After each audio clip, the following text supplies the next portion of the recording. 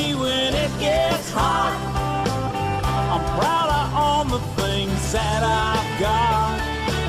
I'm digging in moss bags up in the sand, and after work a cold beer in my hand, picking wild berries off God's land, and drinking my buddy's homemade wine, living Northwest wild.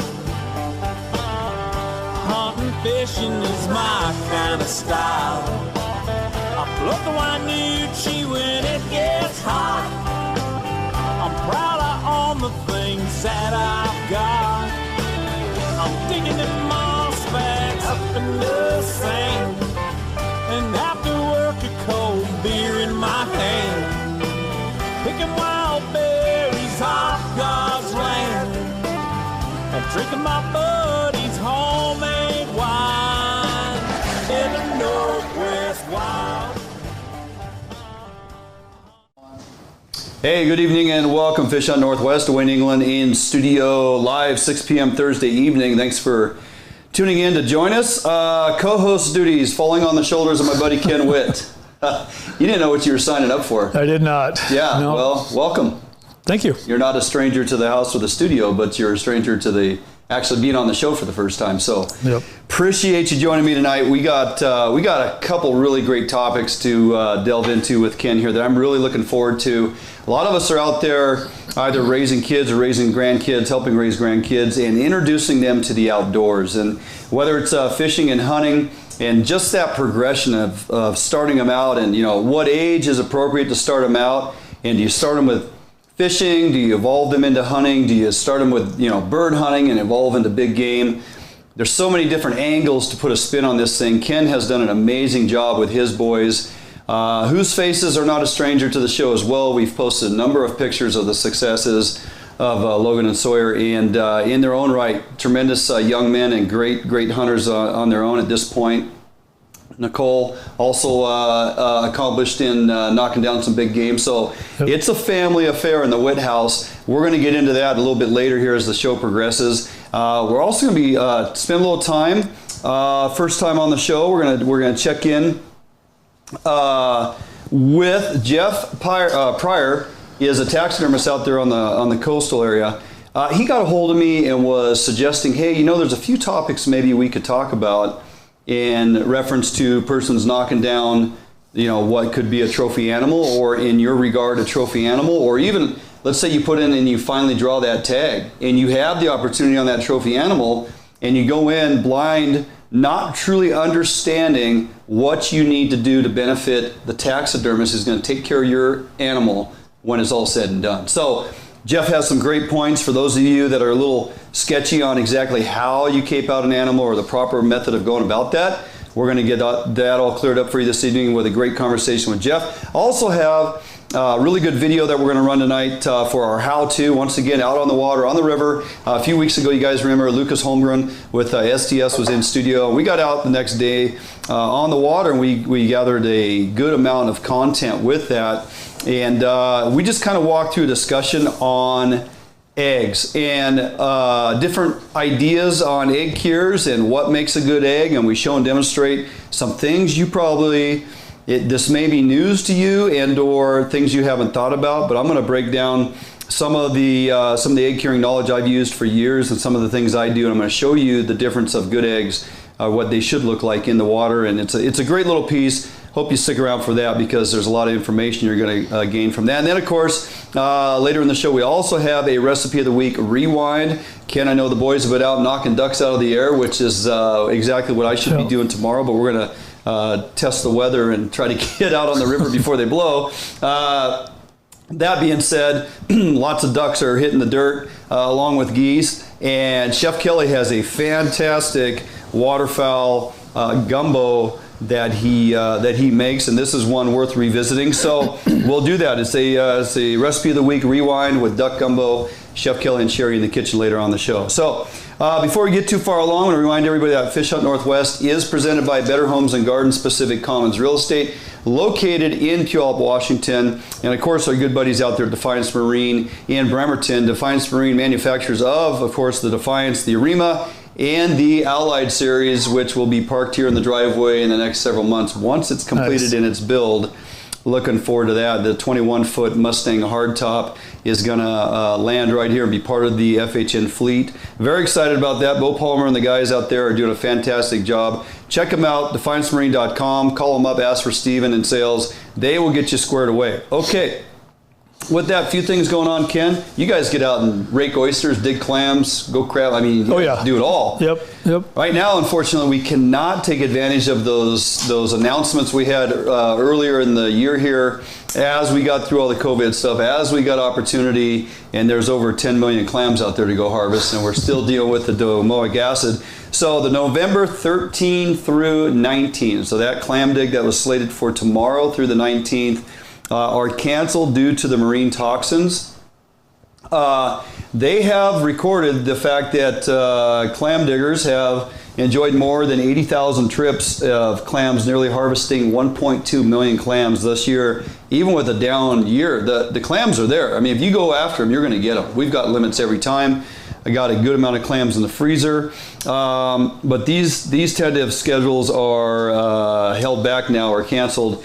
They're waiting to see if the domoic acid levels will subside to get in on those December digs that were slated for or on schedule for those evening digs. So hoping we can get past the acid levels and we can get back onto some opportunity on the beaches, because there's a ton of clams out there and we should be able to go get them. So we'll see where those levels land, and hopefully in December, when the weather's really nice and warm, we can get out there at 9 o'clock at night and go get some clams.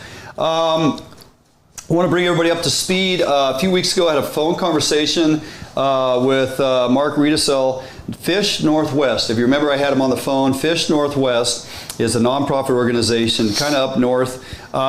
They have taken the first steps that I'm aware of in a private party moving forward to land a lawsuit in District Court in Seattle on behalf of recreational anglers, utilizing the language in the Bolt decision to basically show and prove that they don't feel WDFW is representing us at the table to the best of their abilities. In other words, north of Falcon, annually, we seem to get our ass kicked year in and year out, and we keep losing out on opportunity. Now, they didn't just go in there and say, hey, we want more fish. They have a lot of documented evidence to show allocations and imbalance in allocations between recreational commercial and then tribal commercial, right? So WDFW represents recreational and non-tribal commercial, and then you have the co-managers for the tribal commercial.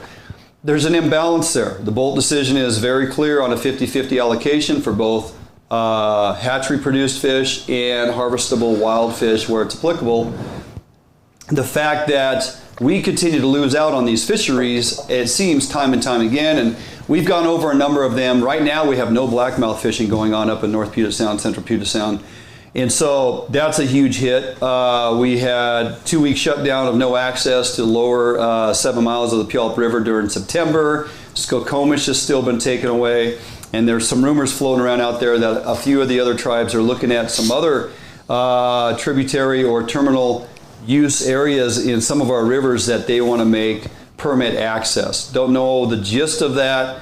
Could be all rumors. Waiting to hear matter-of-fact information from WDFW. But if that information is getting thrown around out there and there's any validity to it, I'm starting to get a little frustrated in the fact that it just seems like they keep chipping away and taking what they can take. And so Fish Northwest is aligned themselves with some pretty savvy lawyers. They've entered their information into court. It had its preliminary hearing a week and a half ago for the judge to rule on whether or not it gets an actual hearing date to have this pulled into court. Now, as would be expected, the co-managers, the ones that are either jumping on board to go against this, and or the ones that are jumping on board just to be I don't want to say named, because this isn't about recreational against tribes.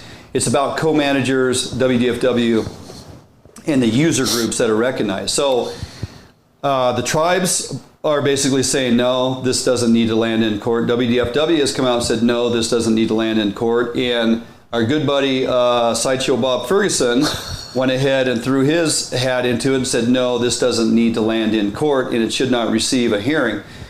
Problem with that is that all three of those entities, I'll call Sideshow Bob his own entity because he feels he is, have come out to basically say this group is not to be recognized as an additional user group. That is not the gist of the lawsuit. That has nothing to do with why they're putting this into court. They're simply taking this to court to have a judge let it be heard and let the attorneys present the information that is in black and white to say, hey, allocation between the user groups has not been fairly allocated, and here's the documentation to prove that.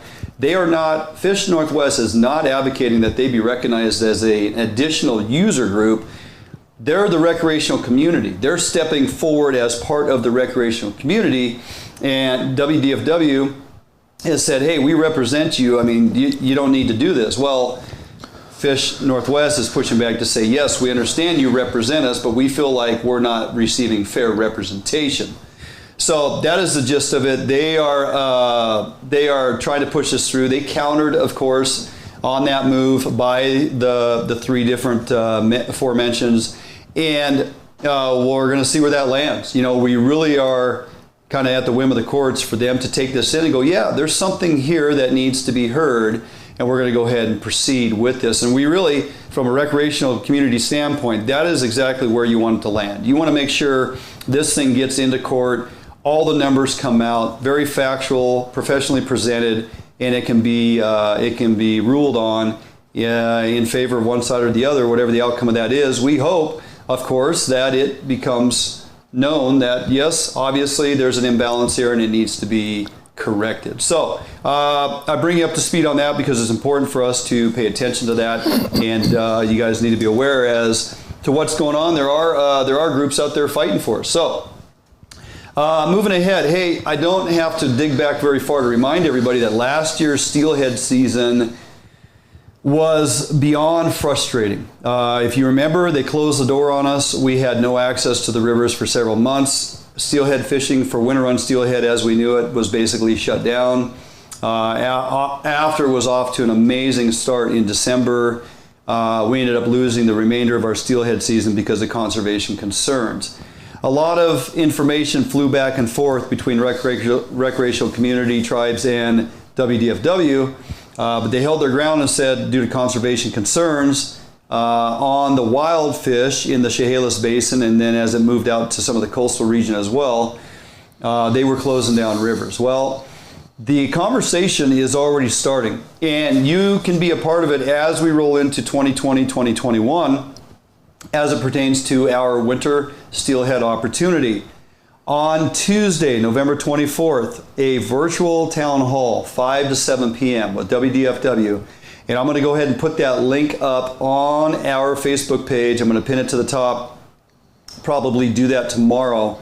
And it'll be there so that you guys can copy and paste it, hang on to it, and then click on that link on Tuesday the 24th at 5 p.m. to be involved in this town hall. This is going to be, state tribal fishery managers are projecting yet another low steelhead return along much of Washington's coast. Regional program managers and for the coast and Puget Sound region, we want to make sure that we're hearing from local anglers and steelhead enthusiasts as we begin to consider options for protecting this iconic fish while balancing recreational angling opportunities. So there's going to be a lot at stake here. The squeaky wheel gets the grease, as they say. If persons sit idle on their hands and don't get involved in this type of thing, and for the most part, so many folks now are so used to streaming and getting online and having meetings and Zoom and get log in and listen to meetings and presentations. It's become pretty commonplace. So we will put that on our Facebook page, and an effort to get as many folks tuning into that as possible. And you guys need to share that information out there as well. As that discussion moves forward and WDFW is looking for options on how to manage this fishery, and as stated here, give us opportunity on the recreational side, Now, the conservation concern will always be on the wild fish. So if there's an abundance of hatchery fish coming back and the wild fish numbers are low, we have to help provide information or prove to them that we can harvest hatchery fish and not jeopardize the opportunity for wild fish to hit the gravel. So it's going to be a balancing act. It's going to be one of a lot of communication. And it's going to be one that you need to be part of if you at all care about. And I'm not just talking about the opportunity here in the Chehalis Basin, Grays Harbor region, but more so even beyond, out towards the coast. And of course, Puget Sound waters, which we all know are dismal to say the least. But it's all encompassing. And it's the Steelhead Management Plan. And they're looking for input, and this is your opportunity to be involved in and try to have some insight on to how they're going to allow us or not to target these fish. And I want to see as many people logged in on that as we can get. We're going to continue to follow this and push it out there each week until we hit the 24th here, which will be right before Thanksgiving. Okay, was going to jump up and show a couple of the river flows and rain that's coming. Going to probably get to that a little later in the show you guys some graphs. We have a tremendous amount of rain coming that is going to blow everything up here within the next 24 to 48 hours. We are going to make a hard run tomorrow morning, see if we can't get out on the water before it blows up. If you had opportunity to be out on the water this week, you probably found that the fishing was pretty doggone good in some regards. Certain areas, good numbers of coho around, good numbers of chum around, and still some straggling kings. Water conditions have been very favorable on the drop since our last high water last week. Fishing's been great. If you were unfortunate like me and stuck at work, it didn't happen. So got to make a push for it tomorrow morning to afternoon. Hopefully the rain doesn't come too hard and fast and we can get at least one more day in before the big blow up. We have some serious water coming for the next 4 or 5 days, which is going to keep us off the water and preferably in the duck blind. Yeah, is the way this should go. So, okay, that'll do it for us right now. We're going to jump out for a quick break. We come back. I'm going to introduce you to my friend Ken Witt. Been spending a little time with him out on the hunting grounds. Actually helped me get my deer last week or week and a half ago. Settled for a little spike, but you know what? Meat in the freezer, and we enjoyed an amazing venison stew this evening, did we not? Yes, we did. Yeah, it was fantastic. So Ken is a blogger, The Hunting Dad. His stories are fantastic. It really embraces him, his true heart as a dad, raising 2 boys and a girl as they come up in the outdoors, hunting, fishing, what it all means, what it means to have a family involved in that. And he writes about that with passion. He writes about that as lessons learned, successes and failures, really good stuff. And I'm going to pull him in as a contributing blogger on our webpage, which is basically kicking off here this next week. So don't go anywhere. Stick through the short commercial break. We come back. I'm going to introduce you a little more in depth here to Ken and the Hunting Dad right here at Fish Hunt Northwest. Marine is the one-stop shop for the Pacific Northwest angler. Whether you are looking for a small skiff to fish the Sound or rivers or a huge offshore tuna machine, Defiance Marine has it. At Defiance Marine, be sure to power your boat with a Honda outboard package. Take advantage of the reliability and 5-year top-to-prop warranty on your Honda outboards. Our service department is always here to help and serve you as the customer. Did you know Defiance Marine has boat financing experts to help get you the best term rates on your new boat purchase? If you need financing for that new boat, call us today. We guarantee the best price, best service on a repower for your current boat. Defiance Marine is a Honda Premier dealership and one of the largest on the West Coast. Defiance Marine also carries all the gear that you will need.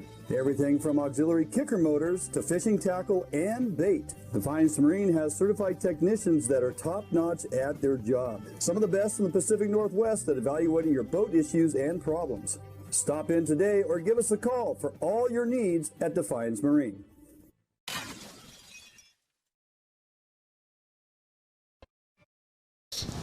Hey, welcome back, Fish Hunt Northwest, Duane, England, and my friend Ken Witt has joined me in studio this evening. Yeah, kind of as a co-host. He didn't know that was happening, but here he is. And the Hunting Dad, as you become to be known. Gosh, welcome to the studio. Thanks for having me. Yeah, absolutely. I see you got the appropriate swag on.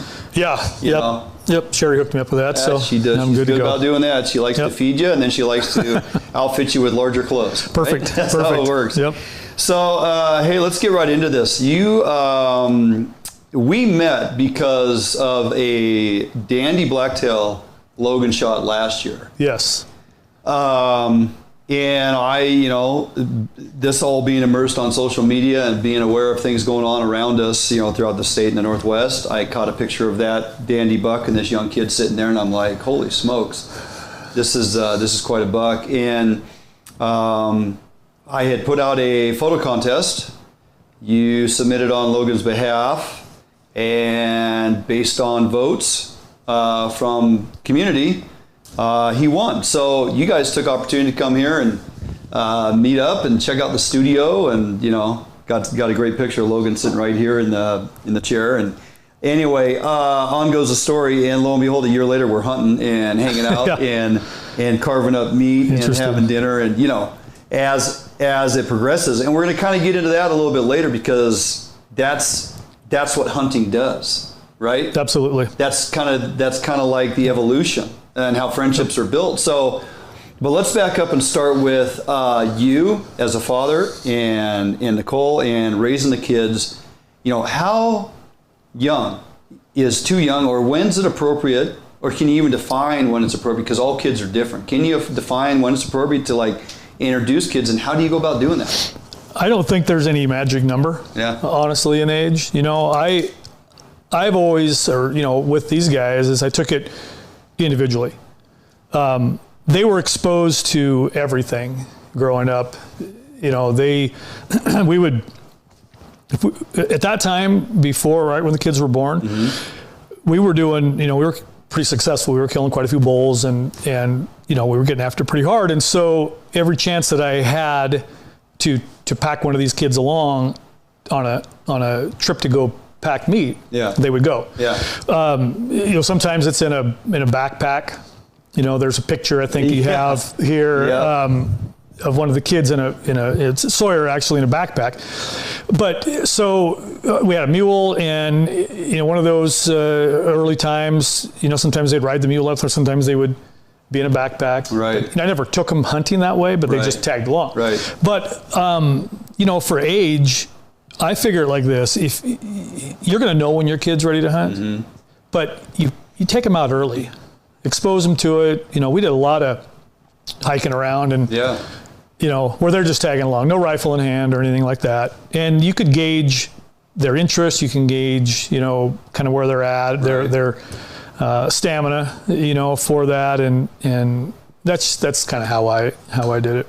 And they're at that age where they're tagging along. I mean, my dad did the same. I didn't grow up hunting. I grew up fishing. But fond memories of being a young kid, 7, 8 years old, digging sticks in the sand on the gravel bar while Dad's fishing for winter on Steelhead. Just being there, and then watching Dad land fish, and watching that whole process of him cleaning fish, and at some point he goes, okay, it's time for you to start learning how to tie knots. Okay, it's time for you to start learning how to tie spawn bags. Okay, it's time for you to, figure out how to start fishing. And that's the evolution. So with your kids, I mean, we can look back through tons of pictures of them before they ever cast a rod or, packed a gun or a bow, just doing that, hanging out with Dad, helping pack meat, cutting or, separating out the animal, just being around that the whole time. So how do you go about introducing them that you hope will be successful? It's like I've often said, because guys have asked me, and I say, look, if you want to get your child involved in fishing, you don't take them out on a drift boat trip December 18th when it's 34 degrees out and raining, and then have them on that drift boat for like 8 to 10 hours. Right. And they freeze their butts off. Tell them to toughen up. Yeah, right. Yeah. Hey, suck it up, kid. Most miserable experience that they'll ever remember. So you introduce them in a nice fall day when there's a lot of chum running, and you got them on a gravel bar, and they're hooking and losing fish one after another until they finally had that success. And to me, that just seems like it has a much more successful outcome of them being excited about it, going home telling mom about it, and then the overall experience is fantastic. Hunting, obviously, especially that time of year, cold, wet, how do you gauge that? Well, like I said, you're taking them out beforehand So you're exposing them to every single thing imaginable. And that's my determination. So Sawyer was 8 when he went through firearm safety and passed. Logan was 9. Yeah. Just the way it worked. The kids are about 20 months apart, so it was about a 2-year roughly gap. But we just, I just tested them, you know. We're going to see how long we can go in this kind of weather. And there's a picture I think you have of Logan when this was the first year he hunted, and it was the last day of late buck. He's posing with Elliot, the one horned 2-point. Oh yeah. Yeah. And and it was the very last night of the last day of late buck. And in the picture you can see these kids are just drowned rats. Drenched. They're drenched. Yeah. And they're giant smiles. Yeah. You know, so success. Yes, exactly. That's the picture right there. Yep. How? So they're just tickled pink. So that's his first. That was his first buck. Yep. That was Logan's first buck. You named the deer Elliot? Yeah. So funny story behind that. We had no idea. Before he shot, something doesn't look right here. I thought maybe that was what was going on. And anyway, the buck goes down and you know, we know it's down. We start to head up there, and Sawyer goes up there first and tells Logan, congratulations, you shot Elliot. That was one of their favorite. I don't know, you must not be familiar with this. It's kids, it was, what is that? Somebody knows the name of that. Yeah. Cartoon movie. Yes, yeah. And the main character's a buck with, you know, one antler. One antler. So yeah, Okay. that's where that came from. So in that regard, soaking wet last day, they had other days, which you get a deer on last day. Your previous days, for a kid, I mean, you go home just feeling a sense of failure. Yeah. How? You can. Yes. You can. Yep. How do you get kids to just, you know, keep grinding, they know what they're going to have to go out and do, and they just spend a day traipsing around the woods with dad, and maybe they were cold, maybe they were miserable, didn't see any deer. Do I want to go do this again? But how do you turn that into a positive? So how I done it, or, you know, my style with the kids was knowing that anybody, it doesn't have to be a kid, you know, even us, we're going to fail at this almost every time, right? Until you kill one. Yeah. So with the boys, I thought, you know, every day has to be fun. You know, there's a time to be serious and there's a time to have fun. And I was a real serious hunter up to this point, and it kind of took a little bit of a transition for me to you know, be able to relax and, okay, it's not all about killing a buck. This is about enjoying the day. And so what I would do is I would tell the boys every trip out, let's find one thing individually that's, you know, a highlight of the hunt, something really cool. Yeah. And then, you know, that way, on the way home, wherever we were going after that, it was, you could talk about it. Say, okay, what did you see? You know, maybe it was a porcupine, you know, just something simple, but it was something pretty cool. And then every day you hunted, it wasn't necessarily about killing a buck. That's the icing on the cake, right? And, you know, there's so many advantages to doing that that way, because they want to kill a buck, right? I mean, they got to hang out in Grandpa's garage. They got to see all the bucks being killed, what Dad, you know, killed and everything else. But it's not all about that, you know. And so that's the way I was able to get them through a lot of this is, you know, and they had their fair share of messing around and screwing around, and, you know, sometimes that was the highlight of their hunt. Losing interest in the actual focus on the hunt, just get with distractions and other things, right? Yeah, break off a couple of alder limbs and think they're going to, you know, rattle a deer with them or something, and the whole time you're like, just, okay. Yeah. Have fun. All right. But, you know, I think that's the defining difference there is allow them to do that. Absolutely. Right? Allow them to have that release and do that instead of, hey, knock it off, quit screwing around, pay attention. Right. We're here. I need you guys to be looking for deer. This is, you know, really kind of turn it into it's only about the deer. Yeah. I like your approach to say it's about the day. It's about the day. It's about their imagination. It's about what they observe and see. I mean, the woods are an amazing place. There's a lot going on out there. You know, it gets kind of noisy from stuff happening, and kids will pick up on all that stuff. And it's important, like you did, you allow them just to do that, right?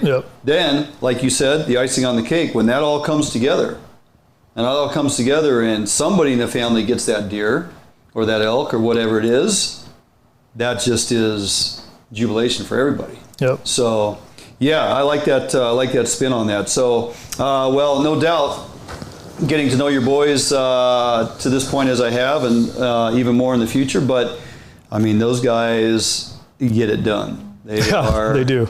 In their own right, they flat out get some animals, and they earn it, and they do a nice job. 18 and 15, right? Logan's 16. 16. Sawyer's 18 in a couple weeks. So I mean, and the amount of birds they're knocking down right now is just ridiculous. Yeah, right? they're killing limits of ducks. While you go several to work. days. While I go to work. Yeah, that's right. Nothing wrong with having the family putting meat in the freezer while Dad's at work. I mean, everybody's got to do their part, right? So, hey, if you are parents, and or if it's not the spouse that's involved with it as well, but you as a dad helping raise your kids in your household and introducing them to the outdoors, throw some info up here. Let us know what works for you. This is all about sharing experiences and knowledge throughout the community. Help everybody out. Some folks may be struggling with trying to just turn the corner and get their child, son or daughter, interested in hunting. Talked with guys who they buy that rifle, they get their daughter all ready to go. Yeah, you had a great story too. Yeah. Get all ready to go. You get out there, there's deer, there's a doe standing there, daughter's got a doe tag, just can't squeeze the trigger. Can't squeeze the trigger. A year or two later, she can squeeze the trigger. Yep. I mean, you go through the paces, and so huge failure would be to force that on her to say, damn it, shoot that gun. Yep. What are you doing? You know, if emotionally, maturity-wise, there's enjoyment of the build-up, and you get to that pivotal point where you have to pull that trigger and you can't do it. That's not a bad day. That is a huge learning experience. Yeah. And one I think parents need to be careful with, not to take it the wrong direction. So. Yeah, I know. Some people might think, well, the kid's screwing around a little bit too much. You're not taking it serious. That's just kind of a cop out for not, being able to kill a buck. Mm-hmm. And it's, the recipe that I used, if you will, it was expose them to as much as you can early, keep their interest up, have some fun, let them be kids, and they were ready to go at 8 and 9 years old. This wasn't like a couple of kids out there grab-assing around. Once they packed a rifle, they were business. A lot of the fun stuff, that was all prior to. And that's not to say that they still don't have some fun. Sure, we do make it enjoyable. But so they took it all in, and everything that I've done with them is that, I talk to them more like a hunting partner than I do a kid. Sure. I'm not going to reinforce something, if they didn't do good, I'm not going to build them up for it.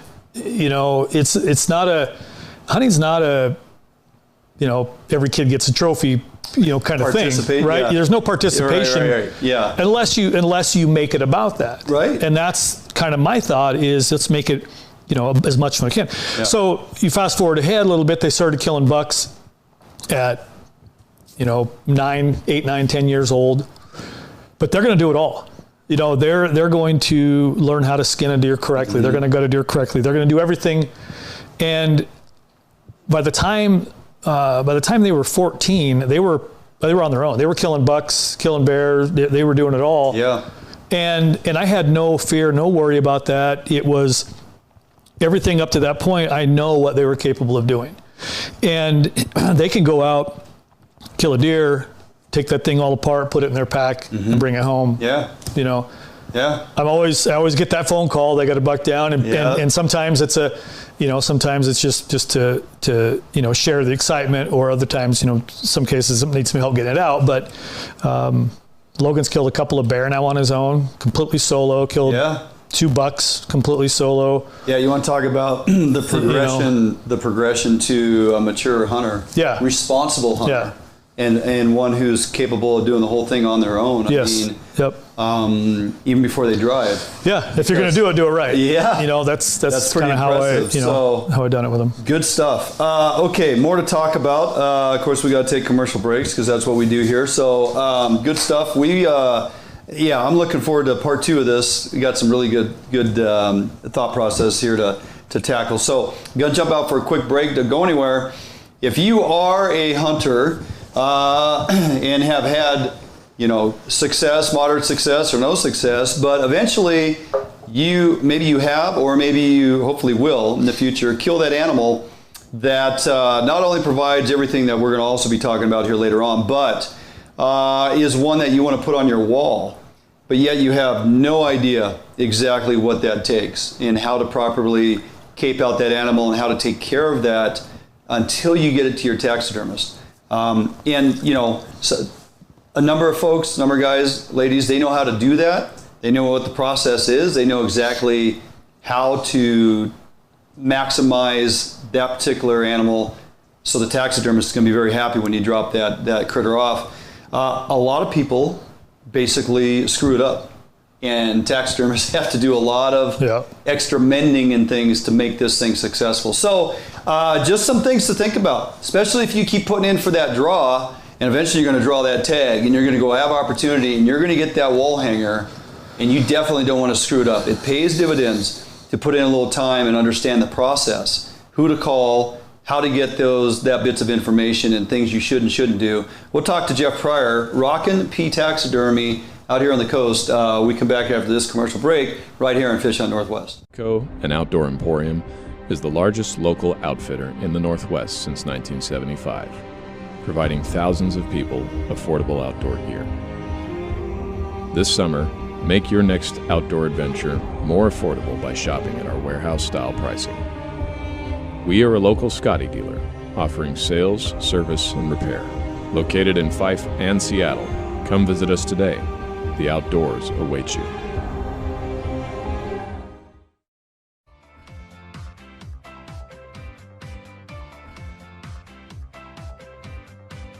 It's easier than ever to browse homes and connect with an agent on the go with Better Homes and Gardens Real Estate's mobile app.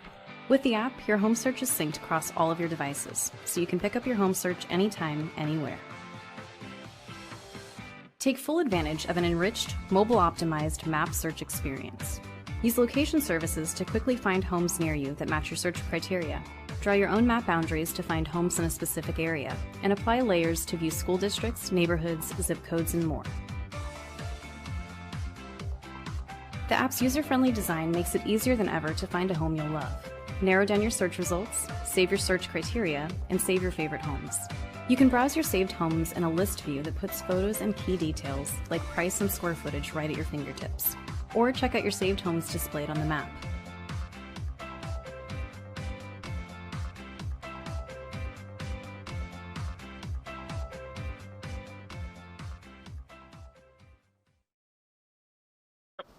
Are we back?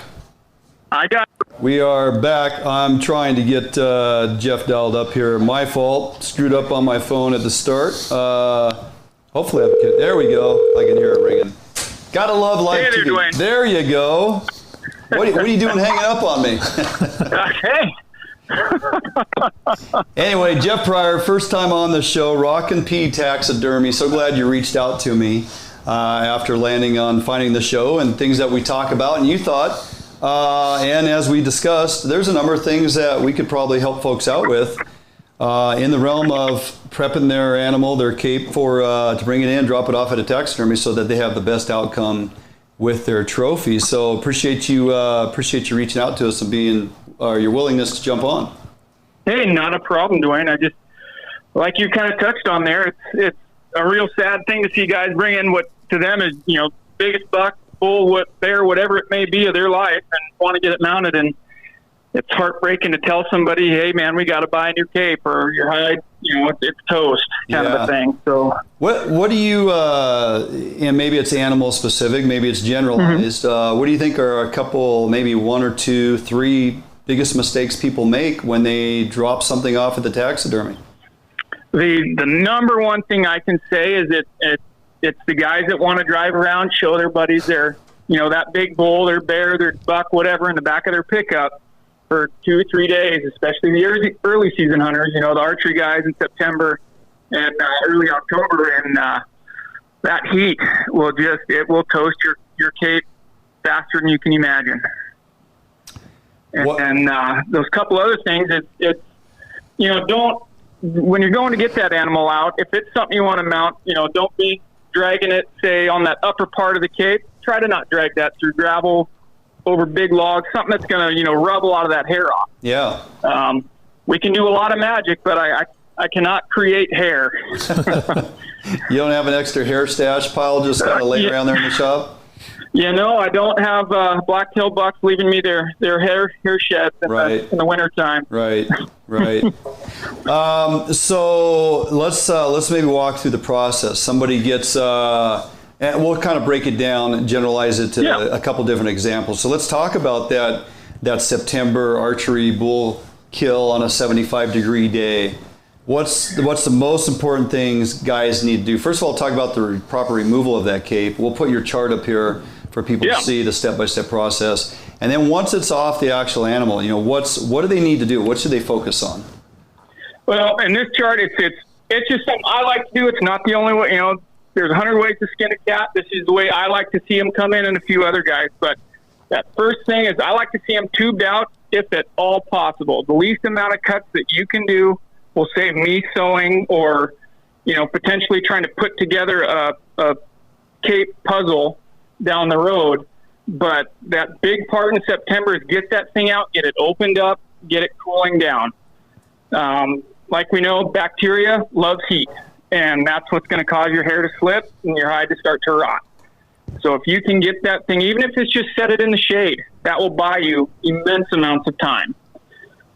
And then as soon as you can, just get it refrigerated, freeze, get it to your taxidermist. I mean, if there's any questions at all, just get that thing cold.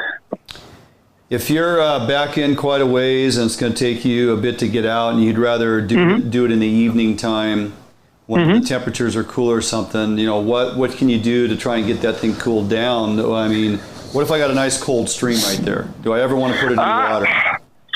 You can put it in water. Do not put it in a plastic bag in water. Right. That could, again, cause that bacteria to start to form and be some bad news bears for you on hide slippage. But, I mean, definitely you can get in there, and even if you get that cape down, to 50, 60 degrees, and especially at night, if you can just drape it open, that will, again, buy you a lot of time. And if you are in the backcountry, and I know a lot of guys are, green bone is heavy, and so that skull is going to be heavy. So if you want to take that skull out, just be sure not to, try not to do the minimal amounts of cuts as possible. Hey, so I got a question for you. When on let's say a bull, for example, I just went through this situation here in September with my son. It's kind of the joke about, they never die in a, perfect place, right? So, this bull there was no possible way to tube this, or, you're trying to deal with one in a brush hole. So if you have to cut the hide, if you have to go up, in that situation, what do you recommend there? What's your thoughts on that in worst case scenario? Hey, it's, backcountry stuff, that'll happen. Or like you said, they never die on the downhill side of a hill. Right. I mean, if you've got to go straight, try to make as straight of a line up the center of their back to kind of right in between the burrs of the antlers as much as possible to get that thing, again, out, opened up, and get as much weight off for you to pack out. But yeah, that's just as straight as possible. I've had a few come in that, again, some people's version of straight is a little different. But yeah, you can cut straight up the back and get that thing opened up, get that cape off, and make it easier for you to get out. Is there much of a different approach to, say, bear? Bear is pretty thick hide, lots of fat. Oh yeah, pretty thick. And I would think getting that to cool down at a decent amount of time could be a challenge on an early hunt. Definitely, and bears more so than anything else. The amount of fat and just their hair. Yeah, they will. That hair will start to slip, especially in the skull, around the eyes and the ears on bears, very quickly. And so the sooner you can get that thing opened up again, get that hide cooled down, get the skull out if you can, or get it to a taxidermist, get that skull out. to preserve that thing for you, the better off you'll be. Duane, you brought up a good point at the beginning of this. You know, pay attention to learn that stuff before you need to use it. When we were out in September, the last thing on our mind that morning was killing a bull that we would be caping out. Sure. And we had done a few deer, never a bull. And, you know, similar process, but, you know, what are you going to do? Now you're laying in a mess of a you know, reprod, you know, thinning patch, and what are you going to do? So I never thought about that. Yeah. You know, and I've been doing this a long time. Yeah. Right. So a buck in the garage, got no problem. Right. But something that you're going to have to do out and about. Yeah. So it's good to pay attention to that diagram, learn something if you can, like you said, draw a good tag. Yeah. Plan on that. It's part of your pre-plan, your pre-hunt plan, right? I look at that and go, man, you got an opportunity for a decent wall hanger here. I don't want to screw this up. That's everything from preparation all up and through the kill, and your plan of how long it's going to take me to pack this animal out. And of course, now I have the other side of this that I want to preserve.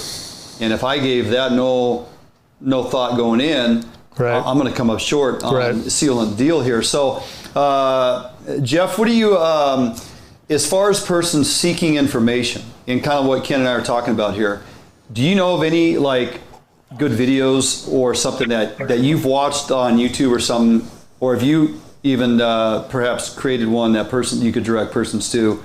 Because everybody's so video savvy, they just want to jump on YouTube and watch it, but there's a lot of crap information out there. Is there a video maybe that off the top of your head you're thinking, you know what, if people watch this, they get a really good sense of how this should be done? There's not one video in particular out there that I can think of, because again, there's 100 different ways that guys say it is the right way to do this. Yeah.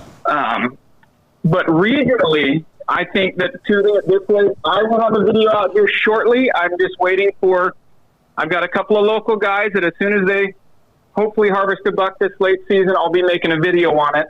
And we'll be putting it up on our Facebook page here. Nice. And, but when in doubt, call. I mean, I've taken calls from guys at 8, 9 o'clock at night that, you know, shot that last light animal and then finally got to it and were, what do I do? Yeah. And, I'm sure most taxidermists around won't mind a phone call asking, especially if it means what you're going to bring to me is in better shape. Yeah. Call away. I would think that, especially if you draw that tag of a lifetime or one that's close to tag of a lifetime, and your ultimate goal is to get something you want to hang and display proudly, and you don't have a relationship with a taxidermist, I would think you might take time early on to go seek out who that taxidermist would be, take a look at their work, and have that opportunity to meet and greet, have that conversation about, hey, what do you really need me to do if I down this goat or this bear up in this area or this opportunity on this trophy bull? What do you need me to do to bring this to you so that it's going to be the best outcome for me and you? I think that's a great conversation that folks should have. Wouldn't you agree? Oh, definitely. I mean, call around, talk to all kinds of guys. I actually just had kind of a similar experience with a gentleman that drew a moose tag this year. Oh, there you go. And me and him talked on the phone, I'd say about a half a dozen different times, just back and forth on him just asking me kind of what I thought on what he should do about this moose if he got one, and then him, shooting pictures back and forth of mounts that I've done in the past. And, and I think that's huge, especially for a hunt like that, where it's, this is once in a lifetime tag, and, nobody wants a guy doesn't want to go to their own taxidermist, and vice versa. A taxidermist doesn't want to take on something that's, maybe going to be over his head. And so definitely seek out different taxidermists, talk to different guys, maybe talk to a fellow hunter that's had success with a certain taxidermist. Yeah, good point. And that can go leaps and bounds. I know when I was younger, before I started doing this, going to a couple of different friends' house with a bull elk that I was going to get mounted, it was, I kept going back to this one friend of mine who had just gorgeous mounts. And yeah, that's just spawned a relationship with a taxidermist back then that, just by seeing the guy's work. So definitely call around, talk to as many people as you can, and just be that sponge that always is learning. Perfect. Hey, so folks probably picked up on a lot of good info here tonight. If they want to track you down, Geoff Prihar with Rockin Taxidermy, what's the best place for them to go and look at some of your social media and things you got going on out there?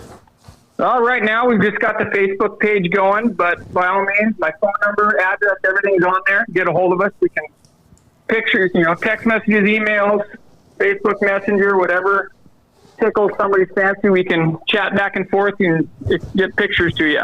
Yep, sounds like a plan. Well, appreciate you taking the time this evening. And yes, I will take you up on that summertime muskie fishing, and I might even drag Ken with me. So, hey, sounds good to me. Yeah, all right. Been a pleasure, Geoff. Thank you very much. Have a great evening. You too, Duane. All right, see you. Yeah, lots of options out there, Ken. And you can, dial in. I got a handful of folks that follow us on this show that are taxidermists all throughout the region, and it's just a matter of, I think, pre-planning versus post-scramble. Yeah, the post-scramble. Well, the beauty of it with technology these days, and cell phones. Yeah. I had an idea what we were doing. Right. But I was not 100% convinced. Yeah. So I climbed up out of the hole to where I got cell service, and I looked it up on YouTube. Oh. I hate to say I'm out there in the middle of this beautiful moment of this great bull and everything else. I'm on my phone, but I don't want to screw this up. That's a hell of a bull that Sawyer killed with his bow. You don't want to screw it up. So we looked it up, and that's how we Yeah. That's why I asked that. It's you can't tube them out, obviously. No. Not best case scenario, but you can't there. Sure. Yeah, not there. So good stuff. All right, we're gonna jump out for a quick break. We come back. Going to introduce you guys to a little video we shot here a few weeks ago, out on the water with Lucas Holmgren, STS, and talk a little bit about fighting fish. How to kind of move these fish around a little bit if you're fairly new to river fishing. Got a few points in there for you to hopefully take away from. And then, of course, we get to a great discussion on eggs and egg cure, using eggs for bait, and answering a lot of questions that I tend to get here via Messenger and through Potskis. I get a lot of questions and emails coming in from folks all over the country relative to eggs and egg curing and bait curing in general. So we took opportunity just to put this little segment together. Answers a lot of questions, hopefully. And if you have more after you watch it, hit us up here on Facebook or track us down by ever means necessary. All right, we'll jump out for a quick break. Egg curing and on the water with Lucas Holmgren at STS. We come back right here at Fish Hunt Northwest.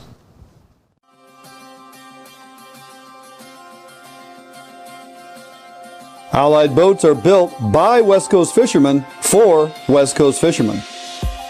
Deep V 21-degree dead rise at the transom guarantees a smooth ride no matter the conditions. Allied offers all of our boats with Honda outboard packages so that you can take full advantage of the reliability and 5-year top-to-prop warranty from your Honda outboard. Allied boats range from 19 to 32 foot in length, so no matter what type of heavy gauge boat you are looking for, we have it for you.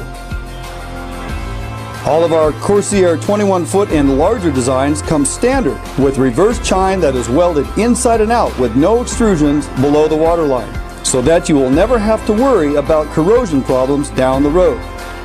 Get out on the water today in a boat that you can trust and enjoy with Allied Boats. Contact us at Allied Boats today to learn much more about our incredible fishing machines. What if there was a smarter way to search for your new home? Introducing the Better Homes and Gardens real estate website and mobile app. This revolutionary new search tool puts your needs first. Narrow your search to what matters most to your family, like school data, school districts, and even walk scores. Get easy access to your local affiliated agent, as well as unique and local insights about neighborhoods and properties directly within the app. With synced and saved preferences, you'll always pick up wherever you left off. Get your smarter search started today with Better Homes and Gardens Real Estate.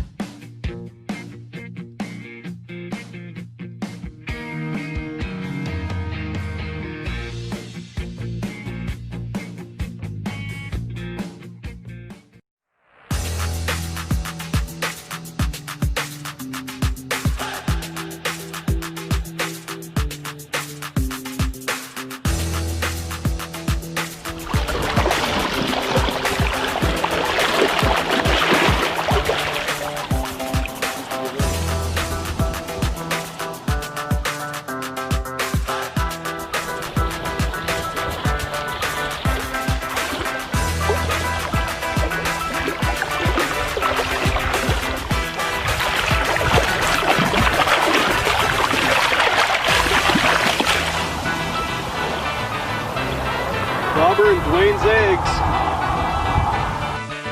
Hey guys, welcome to another Fish Hunt Northwest on the water. It's mid-morning.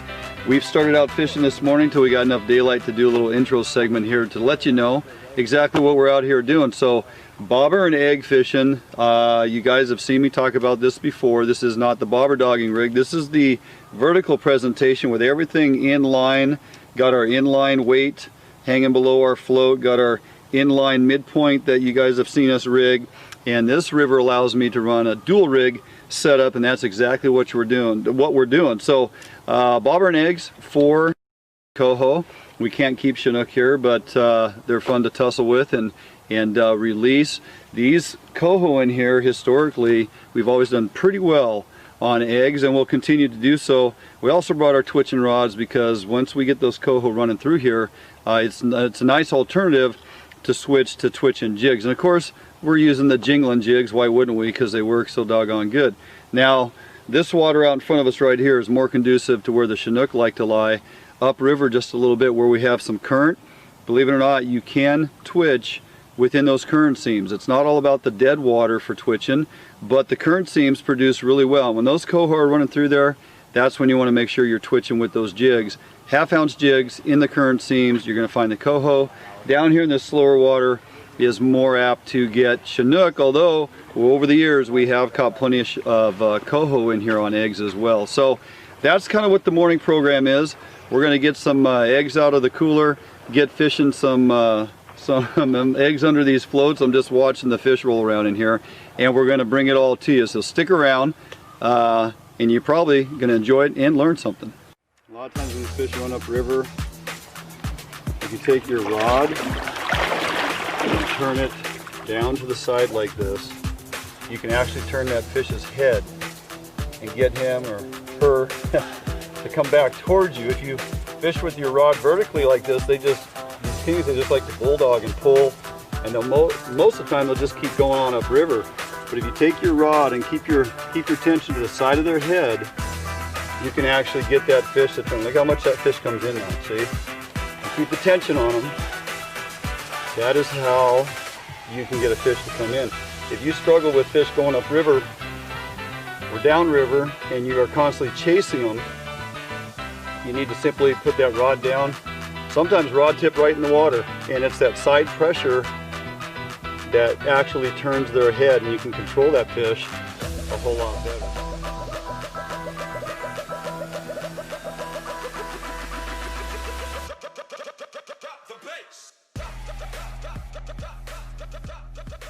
What's in a cure and what do you look for? Yeah, well, you know, a lot of the cures are similar, same. You can get cures that are a little bit hotter, as in a sulfite based. You can get some that are a little sweeter. You know, steelhead typically like a bait that's a bit sweeter, so I try to steer clear from heavy sulfite cures when I'm curing eggs for steelhead. That being said, lower in pretty much all systems, right? Down in the tidal water, even in your tributaries that are influenced by tidal water, sweeter baits tend to get it done. Because those fish, got a fish on right behind us. Hey, those fish are fresh out of the salt, and they get that sweet palate. They like that sugar. You get them up higher into the system, a little hotter of an egg tends to do the job, right? Something with a little more sulfite to it, maybe a little more salt base to it. So I typically kind of, you know, cure up eggs, change it around depending where I'm fishing on a system. That being said, I also bring multiple kind of, I guess, flavors, if you will. I typically don't fish anything but red eggs. Over the years of curing up all the, I mean, except for steelhead, there again, I'll go with some orange eggs, but for salmon, for the most part, it's a dark red. The darker red I can get them, the more confidence I have, right? And the thing about eggs is when you cure them, you want them, especially for salmon, to be juicy. You want that natural milk to come off those eggs and put that scent downriver. Now, a lot of guys will think that adding scent to your eggs is the key, as in while they're curing, taking some of your manufactured oil scents and putting that into your eggs. Yeah. That's what you don't want to do. You want to cure your eggs with the base cure and just leave them unscented. Yep. Unless you do something like I tend to do in dehydrating natural fish flesh, grinding it into a powder, and then if you want to add some type of scent to a specific cure of eggs, and you mark it like sardine powder, right? I'm going to put some sardine powder on these eggs. I know these are sardine enhanced, and I'll make sure those are separate from these eggs that are tuna enhanced or whatever. But I'm not using oils which interrupt the curing process. I'm using natural fish flesh, which is dehydrated, and when it rehydrates, those oils get drawn into the egg. And the reason that happens is when you cure eggs, doesn't matter if you use a Witt powdered cure. You sprinkle that cure on there and you put it in a container, put it in a bag. You're going to see after a while the eggs start getting really wet. Yeah. The cure process actually draws the liquid or moisture out of each egg. Each individual egg has a hole or a few holes in there, which by nature allows the egg to be fertilized in the wild. There has to be a way for the fertilization to take place, right? So now we're curing these eggs. So the cure draws the liquid out of the eggs. It fills the bag or container with that liquid. A lot of folks will make a mistake of dumping that liquid off. They think they've used too much cure and the eggs are getting too wet, but you're cutting short the curing process. What you need to do is allow those eggs to reabsorb that juice. We've created egg juice now. Yeah. You want the eggs to reabsorb that juice, and once they do, those holes or that hole in the egg will close up and it suspends that liquid inside the egg. Interesting. Now when it's all reabsorbed and ready to fish, you're going to see that the eggs, they got quite a bit of liquid around them, though they've been paper toweled and somewhat dry, but I like them a little bit gooey, right? I like them to have a little bit of wet to them, so I know when these eggs go in the water, they're going to really milk out and create a lot of scent. So I can hold this for me. Yes, sir. All right. I can take and cut a chunk off, and one thing I like to do with the scissors is we cut eggs appropriate to the size of bait we want to fish, right? So I would never put that on a hook. And let's say I'm going for coho, so I'm going to now cut this. I'm out here in the field, I didn't pre-cut everything, which is a good thing to do. Let's say we're in a hole where we're fishing for retention on Chinook. I'm going to cut that bait quite a bit bigger than I would say for coho, right? So I'm going to cut a piece off of here, and what I want to show you, Lucas, is good eggs that are durable. They hold together well because they got a lot of skin on them, deep red color, lots of juice in them, and when we put them down here in the water, I should see scent. That's got some oils on it, but see all that milk that comes off these eggs. These eggs burst, right, and that scent continues to come out. See, when those eggs beat on rocks and they explode, you're going to find that it just continues to release that scent downriver. That's what you want. If your eggs are hard and dried and shriveled and tight, you put them in water, they don't really do anything. Yeah. And they actually will sink like a rock. Eggs that are neutral buoyant and have a good balance of salts and sugars in there and full of liquid and will pop as they bounce off rocks and put all that scent in, that's what you're after. And see that oil coming out of there is because these are sardine based. I put that powdered sardine on there, and that natural oil, once it rehydrates, got drawn back into these eggs. So when you basically explode these eggs, that oil is coming off those eggs. It's just all scent going down river. And these fish smell in parts per billion. Okay, so when you walk into a hole and guys are fishing, nobody's catching fish, and you throw a glob of eggs in there and all of a sudden your bobber's going down, there's a reason for it. You're fishing something different, a scent or something that's triggering the fish. Knowing your river systems too, of what you fish, your home water so to speak, and knowing over the years, keeping track of it, what they respond to. Is it a sardine base? Is it a tuna base? Is it a mackerel? Is it something different? Or can you get it in a bottle? Can you put on some Mike's Lunker lotion or some type of oil to add to it, or tuna oil is one of Jordan's favorites. So there's a lot of things you can do with eggs. The main thing is to not add too much cure, and make sure when you're done that they are full of liquid, they are bursting with flavor, and the fish respond to them really well. Now, how do you, or how long do you think a good cure can last in the fridge or the freezer? It depends on the specific cure. And also depends on the temp of your refrigerator. If you have a refrigerator that you utilize for bait exclusively, like we do, we have bait fridge, I literally keep it at 34 degrees. Oh, okay. Right above freezing, because the cooler the temp, the less likelihood of bacteria growing. Think about it. Bacteria likes warm environment, right? So if I can keep it cold enough and don't freeze, the eggs tend to last longer. Because I have time, I guess, I've put bait in refrigerators and left it. I've left eggs in there. Some of them, they will go for several months and not mold. Other ones will go for maybe a month in mold. It's all based on how much bacteria was in that container, or how much bacteria was on the eggs when I got done curing them, or there's variances, right? And so you try to be as a controlled environment as you can create and repeat that. But you know, eggs tend to stay okay if they don't mold in a refrigerator up to a couple months if they're cured right. Cool. You don't have to worry about it. They'll still fit. Now, could you freeze and refreeze? Yeah, you can refreeze eggs. It's not the best thing to do, but you know, storage, long-term storage on eggs, air is the enemy. So if you can freeze them and somehow vacuum pack them after they're frozen, they're going to sustain for, you know, literally years. Cool. And I have how-tos and videos on the YouTube channel, on our Facebook page at Fish Hunt Northwest. Lots of tutorials, lots of how-tos, tons of curing stuff, videos and blogs I've written over the years, and all that stuff's in there. Egg storage, whether it's refrigerator or freezer, how to vacuum pack, how not to vacuum pack, because you don't want to crush your eggs. There's a process, right? So all that stuff is available. Go to our YouTube channel at Fish Hunt NW and check it out. Awesome. Well, thanks for taking me fishing today, Duane. You got a chunk of eggs for me? Yeah, $5. $5? I'll pay it for the really? right bait. For these bait, for these eggs, huh? Let's put a chunk on here. So let's throw it out here and try to get bit. Thank you, sir. Yep. And one thing I noticed, you didn't put the hook through the egg before you put it in the... Yeah, I just put it in that bait loop. It holds just fine, and again, I fish a double rig, so I got that exposed hook underneath. Yeah. And that's my standard where it's legal to fish a double hook setup, even if it's barbless.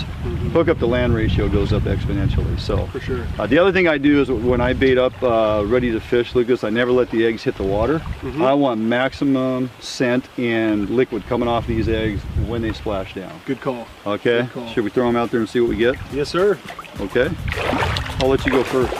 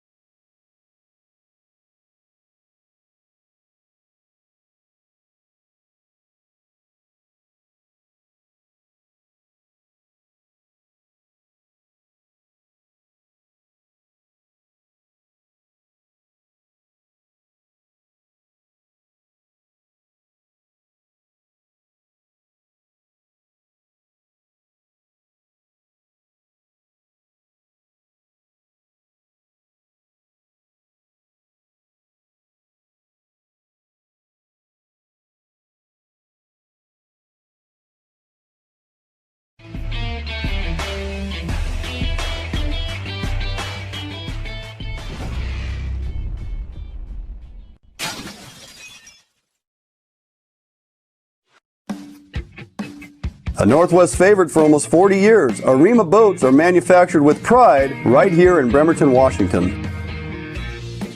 Arima Boats offers all of our boats with Honda outboard packages so that you can take full advantage of the reliability and 5-year top-to-prop warranty from your Honda outboard.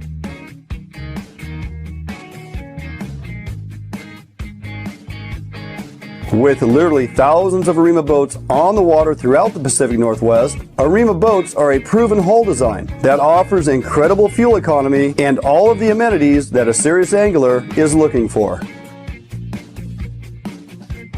All Arima boats are built without any structural wood materials. That is why we back our boats with a lifetime warranty. All of our Arima boats are designed to maximize deck space while also providing ample seating. Contact us today at Arima Boats for all your boating needs and let us help you get out on the water.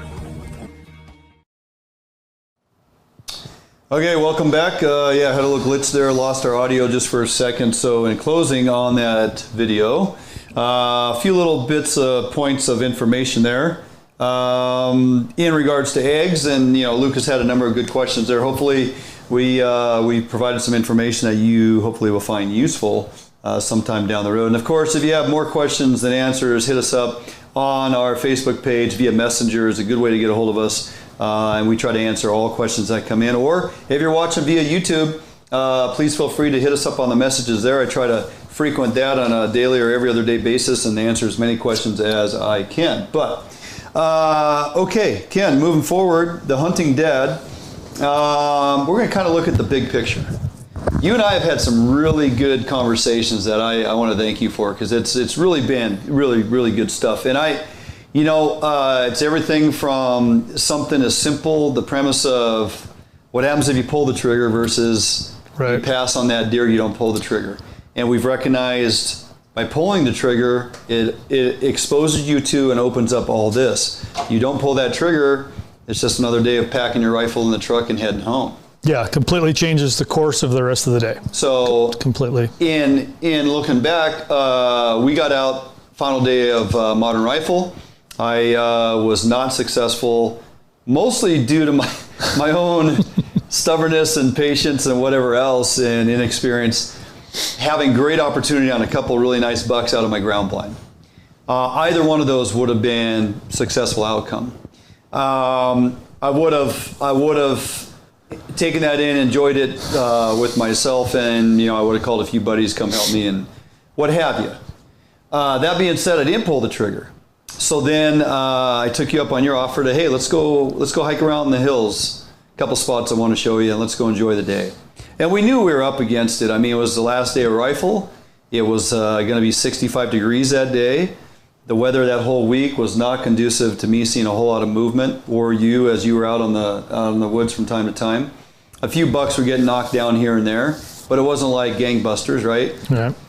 So we go out, we have a fantastic morning, nice long walk up into the hills, a little steep climb here and there, taking breaks like old men do. And lo and behold, we finally about noon said, let's just look forward to late buck, pick a couple days we can maybe get together and do that. And I think I even mentioned to you, what I need is just some stupid buck to come walking out or stand there as we're heading out. And you're like, yeah, that'd be great. Lo and behold, we're clear back down on the flatland. We're on the trail, heading out to the truck. We've gone up and way back in, and we've come down, and we're talking as loud as we're talking now. We're just walking along, and you go, whoa, hey, there's a deer. So I go, if I would have, Ken, it's just a spike. Let's just go. Okay. Or, yeah, it's a buck. And we literally have that conversation, right? Oh, it's a buck. And I kind of wrote about that and said, yeah, it is a buck. Okay, I should probably shoot him. Yeah, you should probably shoot him. Yeah, I want to get back to fishing. I don't really want to hunt late buck just for a trophy. I want to put meat in the freezer. Well, then you probably shoot him 30 yards away, and I shoot him. That sets into motion the next couple days for us, right? We got that deer, and I drag it out of there. We take it to your father-in-law. Steve's there. A bunch of guys show up. Ron shows up with another deer. Yep. It's already skinned out when we get there. A couple beers get popped, and it just kind of sets into motion just everything that really hunting is all about. Again, if I don't pull the trigger, we walk out of there, we go back. I probably say hi to Ron, go say hi to Steve, look at Ron's deer hanging there, and then pack my stuff up and go home. As it were, we got to sit there and skin out that deer and kind of hang out for a few hours, tell stories, talk about other hunts, right? Yep. Get to see kind of what we, we're fortunate to have there. We have, my father-in-law's place right there. Yeah. That garage right there has been the meeting place, the countless animals hung in there. And it's kind of the place now where everybody shows up. You know, there's a pretty good sized group of us that, the morning started out in Steve's kitchen, having coffee, and a few other folks popping in. Hey, where are you going? Oh, I'm going up on a 13 mile. I'm going up on. I'm going out to this. That conversation's happening during darkness, the pre-hunt conversations. And then the day unfolds, and then lo and behold, we come back and with some success. So yeah, it's a spike, but it's a deer. And we're going to treat that deer like any other deer. We're going to go through that process in Steve's garage, and everything that I was exposed to was just, it was amazing, right? Which is really what it's all about. Yeah. No, I agree. It is. And that's, people ask me at times, why do you hunt, or what do you like about hunting? And it's hard to answer that, but, and I've written about this too. The word trophy is not the first thing that comes to my mind. Right. It's everything else that goes with it. And going back to be a part of the garage, right? It's our place. Yep. And that's where the boys, way before they hunted, they never missed out on an opportunity, whether it was my deer, whether it was Steve's, a bull, whatever it was, anybody. It didn't matter who it was. Yep. They're over there and they watch this, and they watch the person skin their buck, and they sit there and watch. And everything is about that person, right? People come and go. If you happen to kill a really nice one, people are coming to go to look at it. Right? Yeah. Or in the case of a kid, it doesn't matter what the size of it is, everybody's showing up to look at it. And so they watched that for the longest time, and then when they started killing deer, this transformation happens. Now they are the center of attention. Absolutely. They're what everybody is coming to see. It's a good point. Right? Yeah. And so when, people, they don't realize if you don't hunt, or your kids are not hunting, you're not exposed to this, you don't realize how much self-confidence comes with that. Absolutely. Logan kills buck of a lifetime. And he's in a magazine. Right? He gets the hat and wins this contest. He was the talk of the town there for a while. Right. Kid hits a home run. Yeah. Not the talk of the town like that. No. So the confidence is, their self-confidence is sky high. Absolutely. And then you have the accomplishment that they feel of doing something. So there are so many valuable life lessons that come through this. Well, and it's not even the point that everything had to evolve that afternoon, and then the following week to come and our effort to kind of video and document. It was outside, so it ended up a little different than we anticipated. We're going to redo this because I think there's value here, but just how to break down that lower section of a deer, right? Yep. Truly value in that, and we're going to have that presentation here in the near short, but just the whole thing. And then the finalization of it is I had the final couple totes or lugs of meat sitting on the kitchen table yesterday afternoon. Our granddaughter, who's 3, is here. Papa's cutting up the meat, and I'm cutting and packaging all the rest of the meat, and she's just there kind of inquisitively just looking on and trying to figure out what it's all about. And that's just the whole thing, right? So and it's a community, and it's an extension of family and friends, and as you said, everybody's showing up to come look at that deer, or so-and-so got a deer, or hey, this young man or young lady got their first deer. That's a huge accomplishment in a young preteen's life, right? Absolutely. Even the guys within our inner circle via social media or in this general region here, Brandon, hey, Duane, did you get your name on the wall?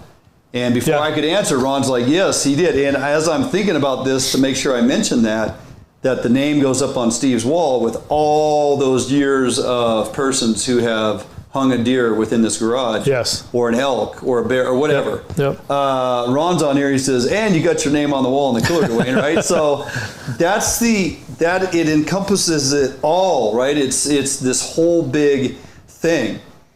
And it takes me back to we're off the hill, we're walking the flatland, the trail, we're 600 yards from the truck, and there's a deer. And again, I don't pull the trigger. I probably still have you on the show because we're going to talk about you, the hunting dad, the blogging, and the kids and all that. But now I have a completely different perspective on it because I got, albeit it's a spike, doesn't matter. It's the experience, the exposure, if you will, to all of that, which is so valuable. Now, that also sparked another interesting conversation for me and Sherry.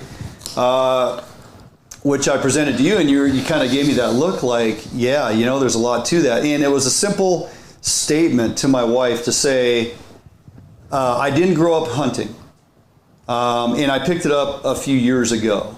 And I've learned a ton because I find people that are good at certain things, and I just ask questions because I want to learn, I want to know, I want to better myself, and I want to gain understanding and knowledge. So I never try to come off on this show as the expert in hunting. That's not my area. I can talk pretty matter of fact and with confidence in the realms of a lot of fisheries, right?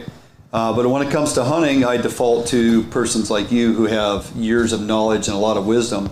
But for me, it's something that I've gained an appreciation for, and something I really enjoy, and it's the full picture. It's everything we're talking about. It's from the preparation, whether it's archery or rifle, even just changing out my scope this year and going and spending some time shooting, getting that dialed in, or last year spending a lot of time with my bow up here above my garage and shooting and practicing, anticipating when preparation meets opportunity, that your outcome is going to be successful, right?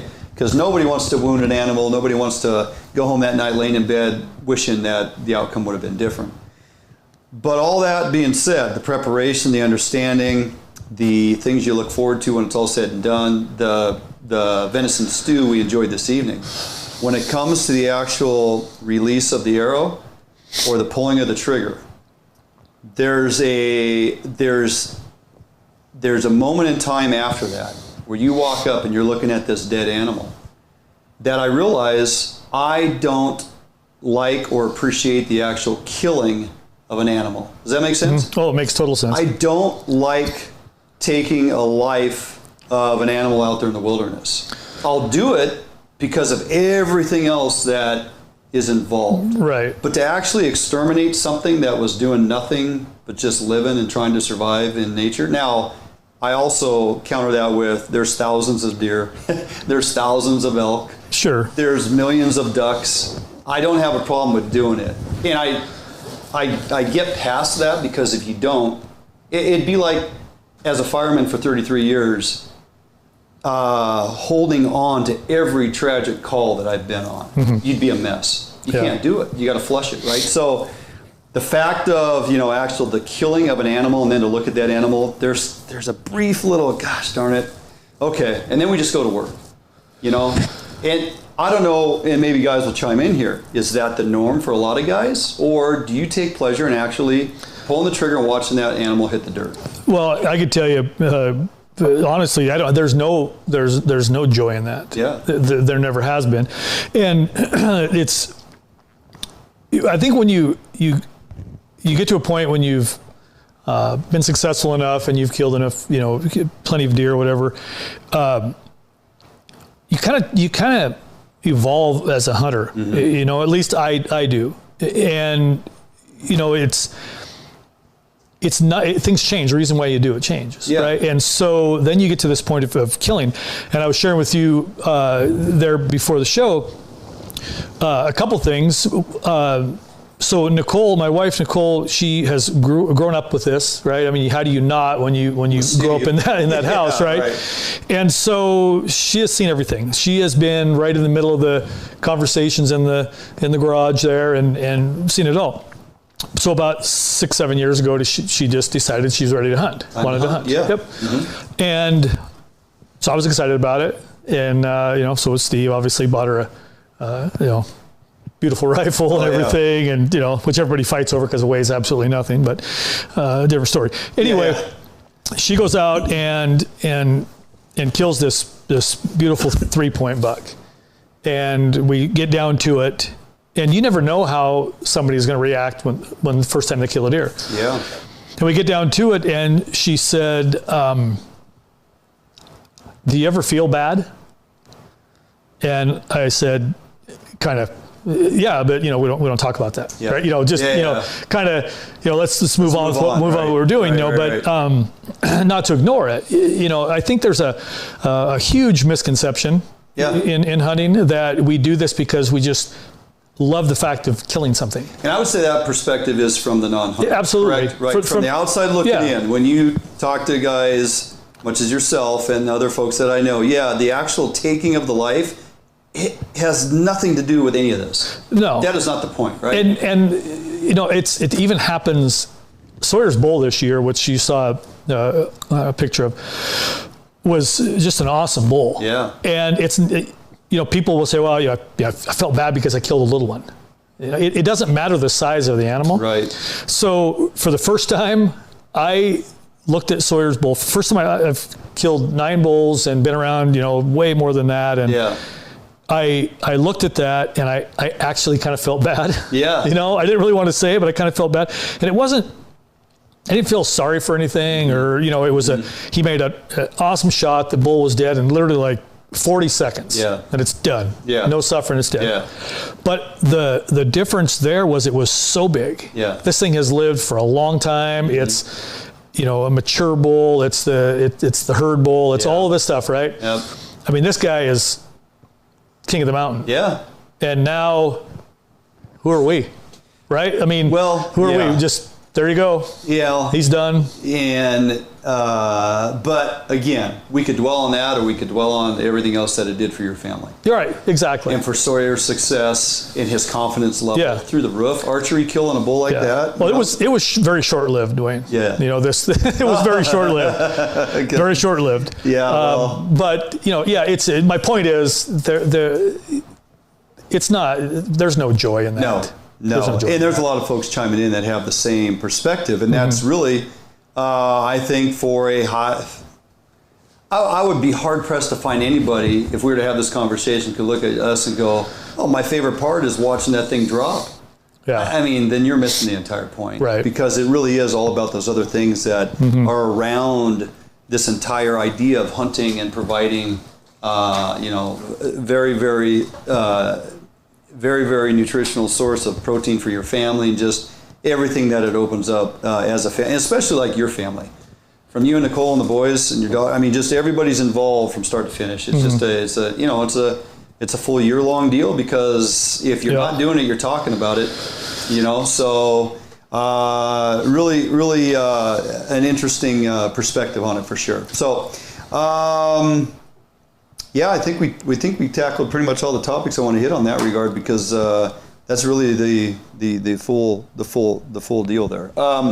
If anybody's got some comments in regards to that, go ahead and chime them in here. We got a quick commercial break to jump out for, and then we're coming back. Duck gumbo. This is a recipe that you definitely want to give pay attention to. Oh man, I'm telling you, it for those of you that think you like to shoot ducks and or geese, don't really like to eat them because you just can't find that recipe, I'm telling you, this and a handful of other recipes with waterfowl, amazing. And you are missing out if you just disregard how good waterfowl can taste. There's a lot of people that are like, oh man, it's like liver. Oh, it's just, well, you're cooking it wrong. You're doing it wrong, right? There's some amazing recipes, some of the leanest red meat you'll ever find, that when done right, it can be, as long as it's not overcooked. As long as it's not Don't overcooked. turn it to liver. Yeah, don't turn it to liver. So my wife Nicole has eaten duck, grew up eating duck. Yeah. You know, and it's one of her favorites. Yeah. We every time the kids kill, you know, especially a good inland, you know, mallard. Coast is a little different story. It's a crapshoot there, but you get one, you know, in here, and it's to the fridge and to the frying pan. Oh yeah, it's, you know, those big. It's one of our favorites. Those big corn-fed mallards on the east side or something. Yeah. Behold, man, those absolutely. The big ducks, huge breasts coming off of them things. So this is a really good recipe. Stick around for it. You'll be glad you did. Jump out for a quick commercial break. We come back. Duck gumbo and the recipe of the week rewind with Chef Kelly and Sherry right here, Fish on Northwest. Defiance boats are built without any structural wood materials. That is why we back our boats with a lifetime warranty. All of our Defiance boats come standard with large fish boxes that are fully insulated so that you can ice your fish properly all day. Defiance boats feature a 21 to 22 degree dead rise at the transom and a large reverse chine for incredible handling and stability offshore. Defiance boats are foam, flotation filled, and unsinkable for the ultimate in safety while fishing offshore. Defiance boats feature fuel-efficient hull designs with large fuel tank capacity so that you can have maximum fuel range for making long offshore runs completely safe and affordable. All Defiance boats come standard with self-bailing decks for improved safety while at sea. Defiance Boat offers all our boats with Honda outboard packages so that you can take full advantage of the reliability and 5-year top-to-prop warranty from your Honda outboard. Defiance Boats for all your boating needs, and let us help you get out on the water.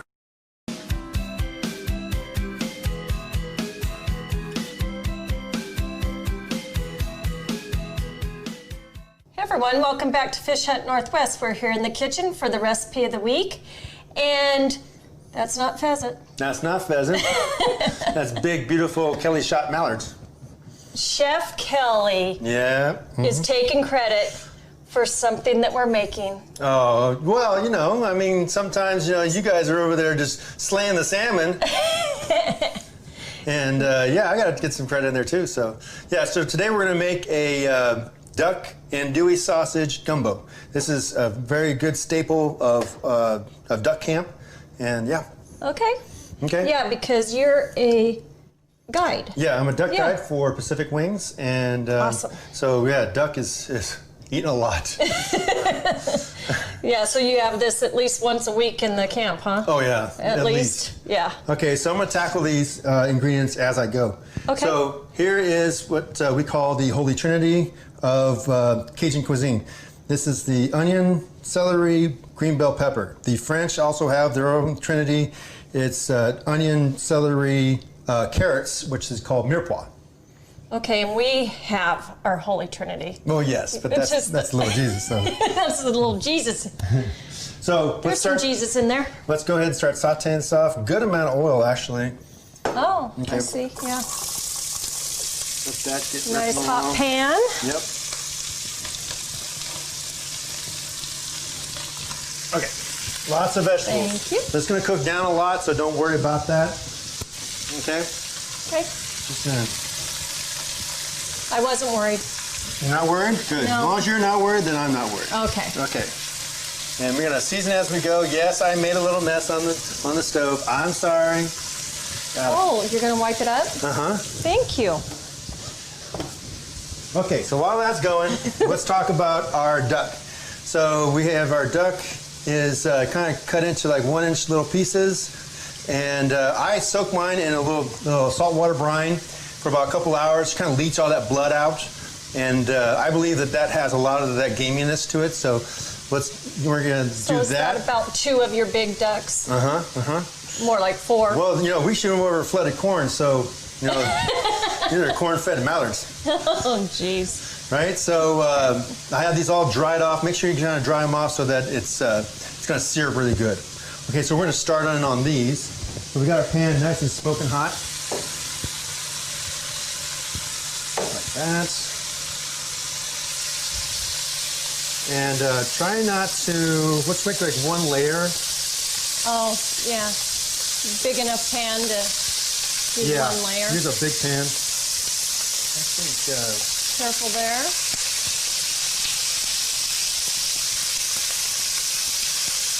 What is going on over here? I got some stickage. My mallards just don't want to go in the pan. Wrestling with the mallards. There we go. There we go. All right. So I just want to make 1 nice good layer so it gets a little bit of separation between each other.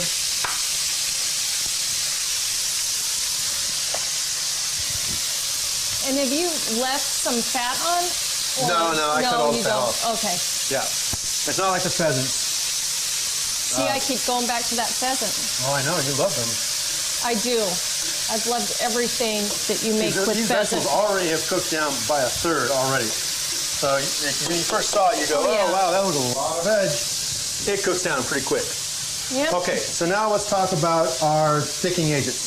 So traditional, can't miss this step, is the Cajun roux. So you can see I took the roux, which is just equal parts fat and flour.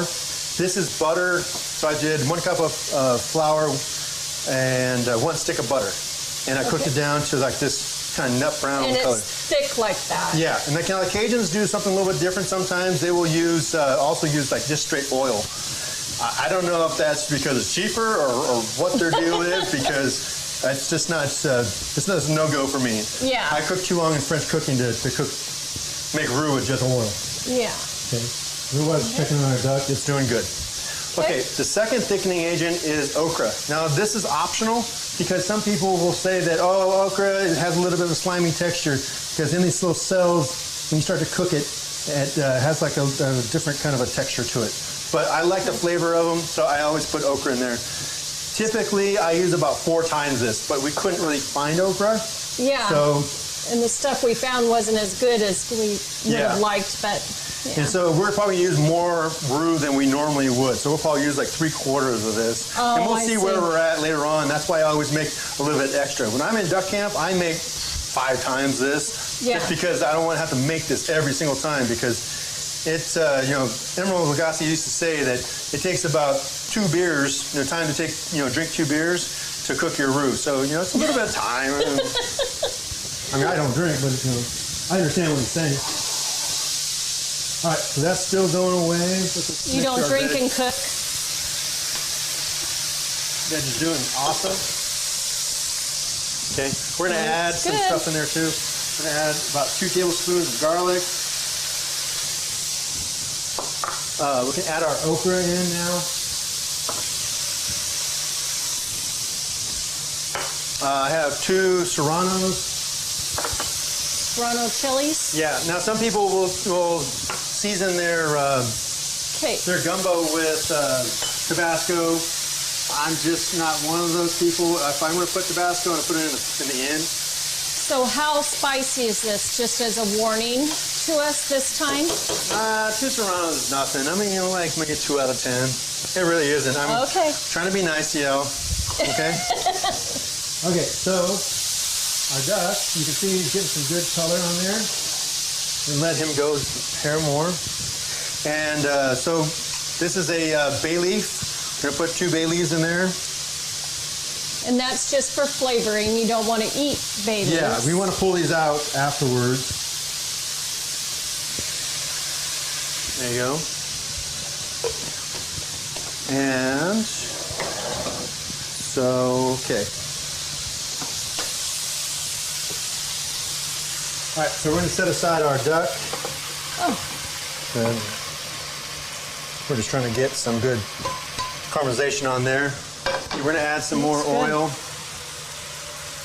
because we're going to throw our andouille sausage in there too.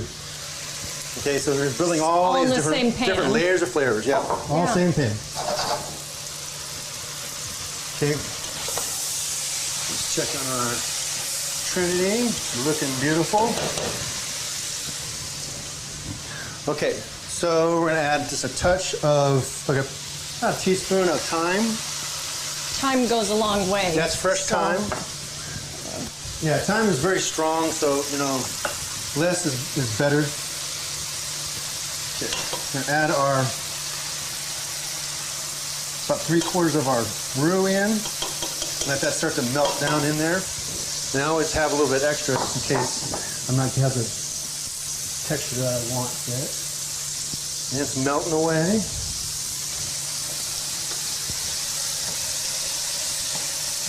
It doesn't take long to get that in there. Oh, yeah. Seems like how thick it looks that it would take longer. All right.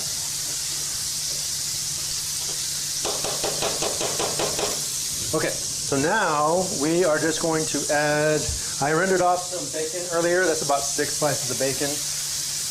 By rendered, you mean? I just, sauteed it off. And, okay. Yeah. Okay, so now we're going to start adding our chicken stock. Now I made chicken stock this morning. Somebody had a rotisserie chicken laying around. Yeah, that was Duane's. I don't know. So you stole it. I saw the carcass. I don't know what you're talking about. So I made my own chicken stock. So I just had the scraps from my celery onions, and I had some extra carrots to stick around. Add some bay leaves, and there you go. You have chicken stock. You know, it just takes like an hour, especially if it's already roasted. Yeah. Okay, we're going to turn this down. Okay. This is a little aggressive. Just a little. Be aggressive. Be aggressive. Oh, Lord. Don't make fun of me. Come on, man. I'm trying to have some fun here. No judgment. No judgment. I sense judgment. Are you there. turning red? Did you embarrass yourself? All right, we got some andouille sausage all sauteed up here. Good deal. Wow. All right, then we Just got our. add it all in there? Just add it all in there. Add our duck. There we go. Oh, that's looking amazing already. Yes.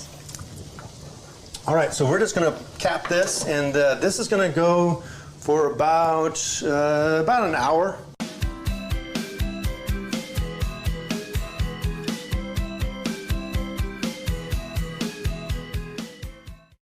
Hey everyone, welcome back to the kitchen, and we're here to finish up our gumbo.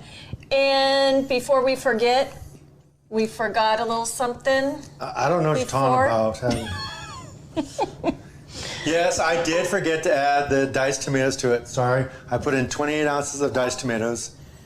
28 ounces of diced tomatoes. And I wasn't really liking where the direction of the thickness was going, so I added the rest of that roux that I had, and added it to it. So we are looking for this kind of texture. So I don't know if you can see that. That's pretty thick. Mm-hmm. Get out of the way. Just like that. Okay. Yeah. And so it's usually served with white rice. So we have a little bit of white rice right there. Is that just regular? I use jasmine. I like jasmine a little bit better. Okay. Jasmine is your favorite. Look what you made me do. Yeah, I know. Got you all worked up over jasmine. I know. Fixed it.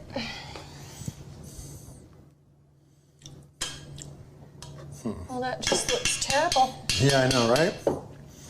So, as you can see, you know, if you want to just kind of stay with that, just the roux texture, that's good. I like a little more okra.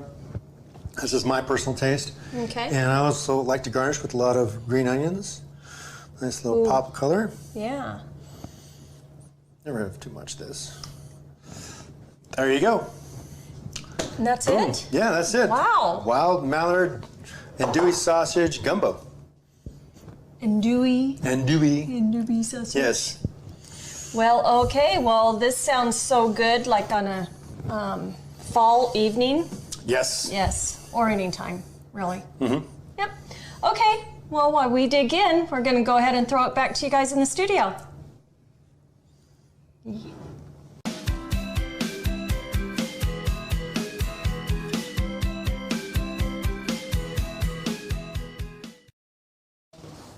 All right, well, there you have it. Quick little recipe of the week, a rewind, as we call it. We have not been able to sync our schedules up with Chef Kelly, so but hey, we have an idea that we're gonna throw out here. We are gonna bring in some friends and family and handful of folks, and Ken is in the hot seat with a handful of his recipes. We're connected with a lot of folks that really immerse themselves into this wild fish, fowl, and game, and recipes, and just good home-cooked meals. And so that's kind of going to be the spin on it. We are going to bring in some folks and do some really just, you know, down-to-earth home recipes, share some recipes, and pre-record those bits like this, and start interjecting those into the show periodically so we can continue with the recipe of the week, because there's value there. A lot of folks do love the recipes, love the presentation, and want different ideas to do instead of the same old thing all the time, right? So lots of things to do there. All right, man, any final words? Appreciate you joining me tonight. This has been a blast. No, thanks for having me. It was good conversation. Great conversation, yeah. Looking forward to getting some of your blogs in the future loaded up on our webpage as we unveil that here in the next couple of weeks, and it's going to be very good content. So I want to invite everybody to be looking for that, and we'll, of course, put that out there when it is live. and ready to go. So with that, we ran a little extra long this evening, but that's okay. When the content's good, I like to keep it going. So perfect. All right, this rain's coming. If you can get out on the water tomorrow before the rivers blow up and got a good rain jacket, you may find some success on a slow rising river. After that, things are going to get pretty dicey on a lot of our water near flood stage in a few areas that typically flood in November before Thanksgiving. That's kind of commonplace. Get out and shoot some ducks. Go get that late buck. A week from tonight, it opens. So a week from the day, I guess, not at night, right? And no spotlight hunting. Anyway, so yeah, we're a week out from late buck, which is going to be great. Got some ideas there. And of course, if you were out during the week, have some successes, post those pictures up here at our Facebook page. Share with us so we can share with everybody else your successes and or failures. Give us some insight on how you're raising kids to enjoy the outdoors, fishing and hunting, and all the things we covered tonight. So I want to thank everybody for tuning in. Appreciate you all hanging in there, and have a great week. Be safe, and we'll see you next Thursday right here, 6 p.m. Fishing